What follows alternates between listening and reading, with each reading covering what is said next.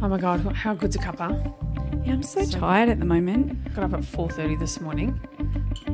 I'm sitting at the kitchen table with my dear friend and neighbour, Rachel. She's lived on this street, on our street, for nearly 20 years. And my mum was blown away. She was like, oh my God, because there were kids everywhere. Well, you're Ruby. I do remember when I first moved into this house that you would say to me, oh, I never know where she is. I just have to walk out the front door and scream. 100%, because back then all of the houses had young kids and they were all the same age. And, you know, your neighbours would go out into the street and say, who's got Hugh? Or I'd go, who's got Ruby? And you'd hit somebody yell across the road, I've got Ruby. I'm so aware of just how lucky I am to live on a street that is really connected. In the 21st century, it's increasingly unlikely that you would even know the names of all your neighbours, let alone stop and chat to them when you see them outside on the street. The TV show Neighbours premiered in 1985, and since then Australians have come to know half as many neighbours as we did in the mid-1980s. That's economist cum politician Dr. Andrew Leigh. He's the Labor member for Fenner, and he's also a fellow of the Academy of the Social Sciences in Australia. And among Andrew's many obsessions is community. I love community. I love that notion that you can spend time on a street getting to know your neighbours. You can have kids who tumble down the street to play with friends down the end. A life lived with friends is a better life. His latest book, Reconnected, which he's written with advisor Nick Terrell, examines the way that people are connecting with their communities. And this is despite the many modern forces that seem to be keeping us all apart. I just think because, you know, we're all so busy, you know, and almost to some degree we're more connected now more than ever, but we're also more disconnected now more than ever. So when you've got a street like this and you've got neighbours like this and people that you can talk to and say hi to and actually ask for help at times, you know, I know I've asked for help. And your family helps me all the time. Like last year when I was travelling all the time and I'd get off a plane jet lagged and there'd be this beautiful hot roast lamb offered to me and the kids.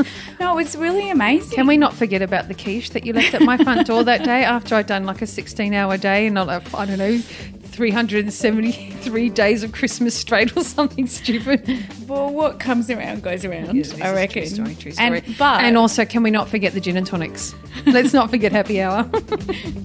This is Seriously Social. I'm Ginger Gorman.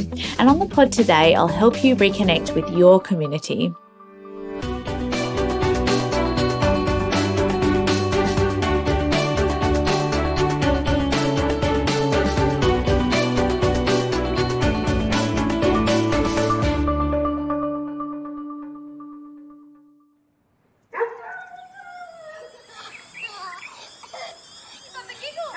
Try again, Olive. So what happened?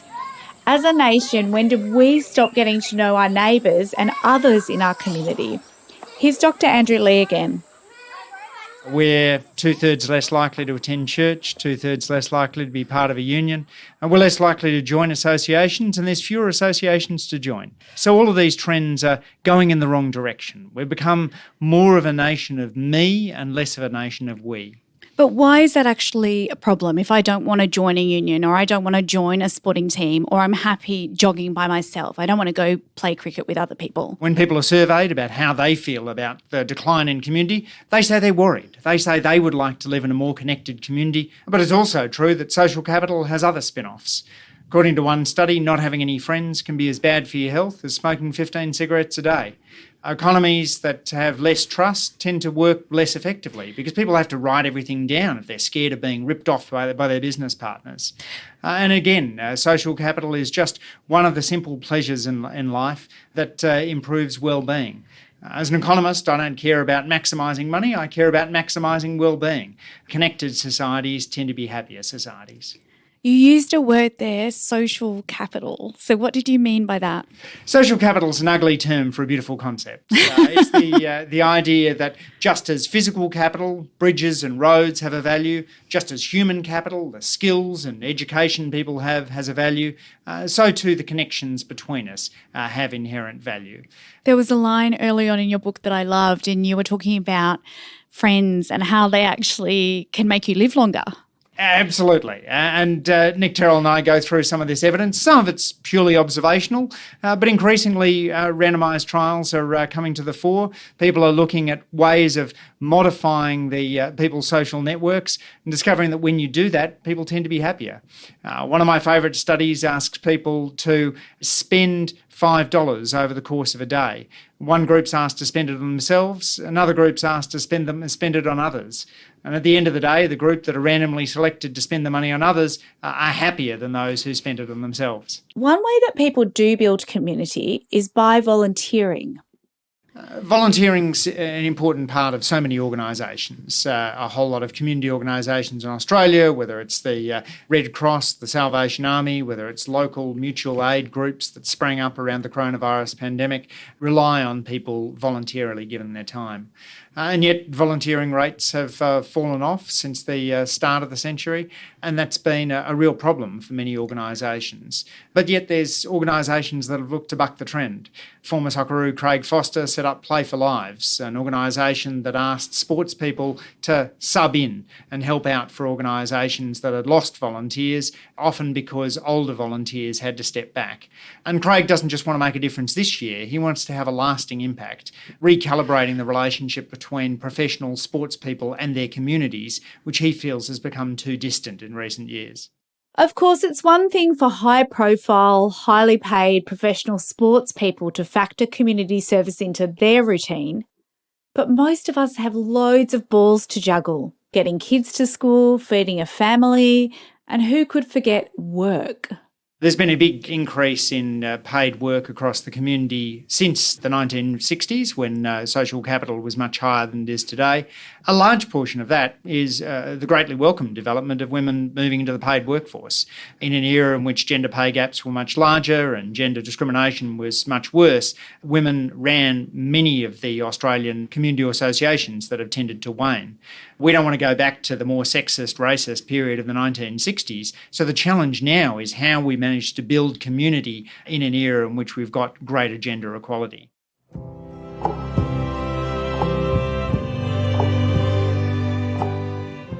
Choir is traditionally a pretty nerdy and wholesome activity, and yet all of these people were lining up around the block to come and spend a festive night with me. Astrid Jorgensen is a Brisbane muso who founded Pub Choir.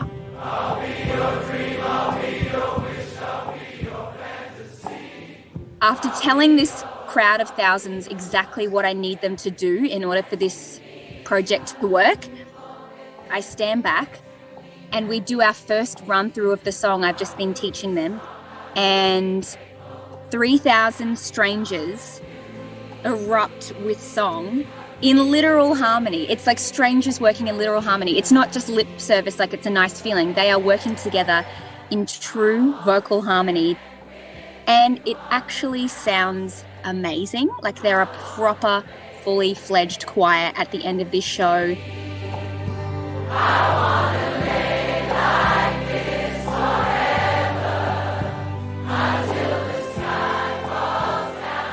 So Astrid found this way to connect people when they were at their most isolated and, frankly, most afraid about what COVID might mean for them. We were in America in March, actually, at the beginning of this, which was not a good place to be, so it turns out. But we were on our way to South by Southwest Festival in Austin, Texas, and we had an American tour, and we had to cancel the whole thing overnight and lose all our flights and accommodation and a lot of money, actually, and just hot put it back to Australia to an empty calendar and no prospect of having an income.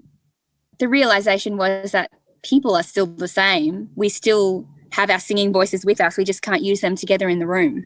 And so couch choir is pretty much the exact same idea as in teaching everyday people to sing together, but we just had to do it virtually and just find a solution for that. The feeling of community at a pub choir show, which is the live experience, is just palpable because people don't often, I think, get the opportunity to collaborate with strangers for a shared goal in such a tangible way. Like, you know, there's goodwill and hope for all, but then at pub choir, you have to actually collaborate and you all have to want each other to succeed and you all get to share in the benefits. And it is like this utopian moment of humanity where we are actually a community of singers and musicians and people together, each contributing an equal amount. When we do something like couch choir, which is the virtual manifestation of that in COVID times, people have to trust that the community still exists around them because you submit your video by yourself in isolation at your home and we edit the videos together back into the choir virtually. And I think the feeling of watching that video is still the same as being in the room. It's harder to believe it will happen, but when you actually still see the video of human beings all around the world connecting together, you realize that community is not just a physical thing, but it's like a state of mind. Yeah, so I watched the couch choir version and I found myself just absolutely bawling at my desk. It was so moving. Even if people feel like they didn't really nail it, they're not amazing singers. When we add everyone together, the law of averages prevails. Some people sing so beautifully. Some people create a new version for themselves. And when you add it all together, it gives us this real richness of the human experience. And couch choir is still a real choir of human people working together, even if they've done it in isolation from one another. Close to you.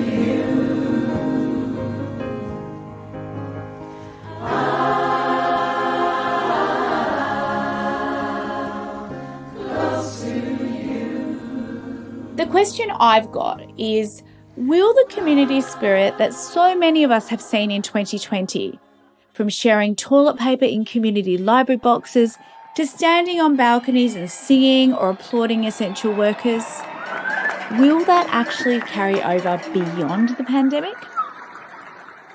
The challenge, and one that Nick and I highlight for this, is whether this is a lasting shift or just a temporary blip. World War II was a lasting shift in community connections. It produced the greatest generation who went on to be much more civically active for decades. September 11 in the United States was a temporary blip. A big upsurge in a sense of solidarity and trust evaporated within a couple of years.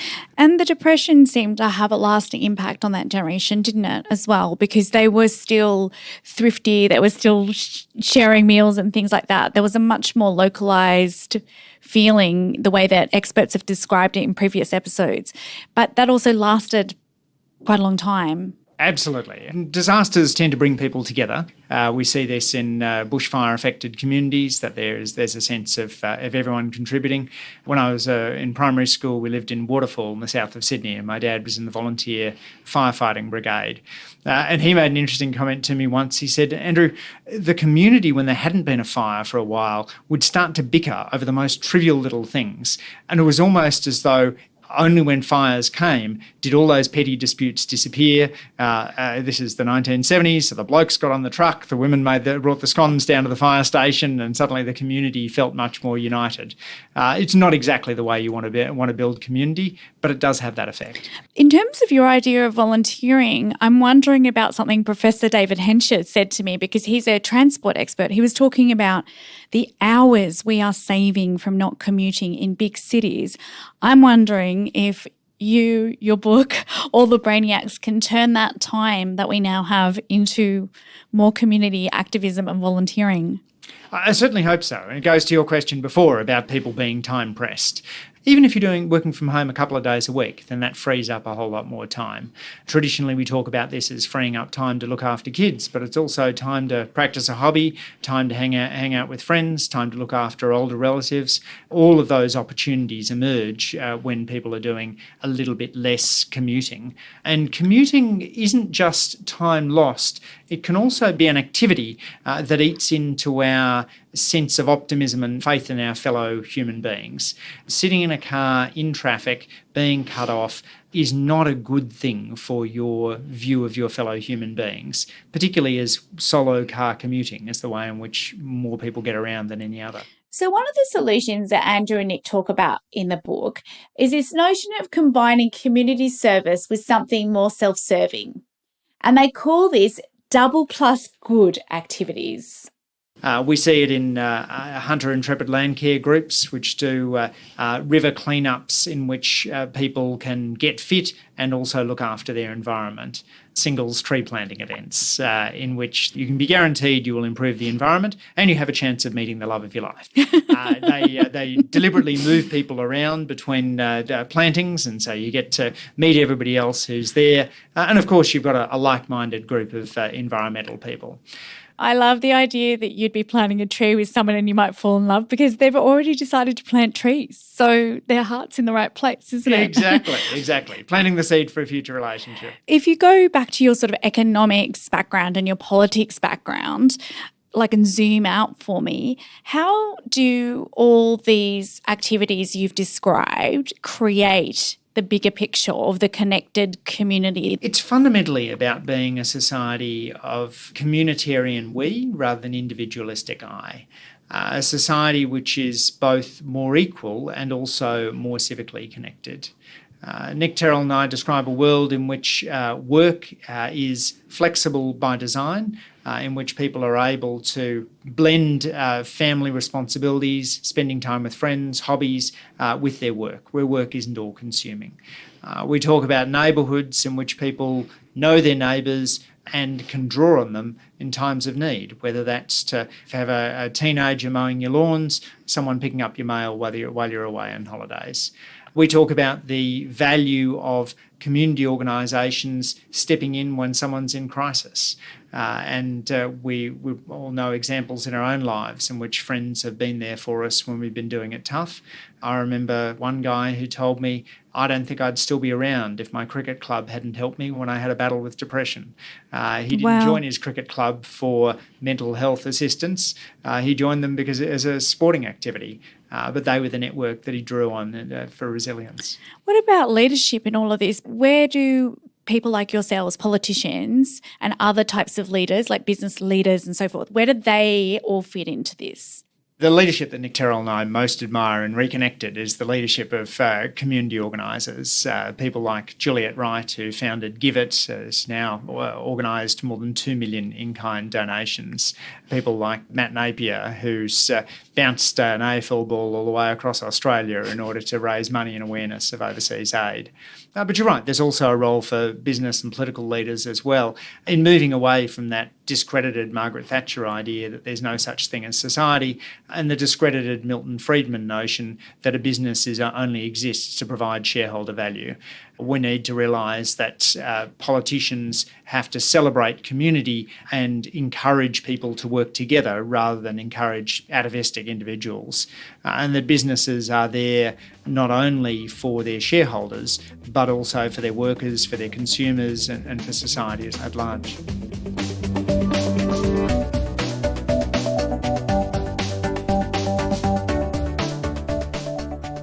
Thanks for listening to Seriously Social. I'm Ginger Gorman. We're taking a break for a month or so, but we'll be back in your podcast feed in February to tell you all about visual politics. This is about how images stay with us and shape our perceptions and opinions of the world. If you like the podcast, spread the word, share a link on your social channels, review us, and tell your friends. See you next time.